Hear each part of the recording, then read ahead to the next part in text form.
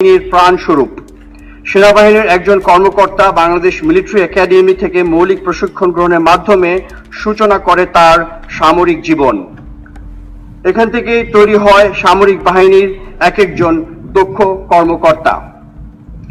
1974 সালে প্রতিষ্ঠিত Bangladesh military academy এই প্রয়োজনীয়তাকে সামনে রেখে এবং জাতীয় কবি কাজী নজরুল ইসলামের অমর কবিতা বিদ্রোহীর যুগশ্রেষ্ঠ বাণী চির উন্নত মমশির কে হৃদয়ে ধারণ করে সামরিক নেতৃত্ব তৈরির নিরন্তর প্রচেষ্টা চালিয়ে যাচ্ছে।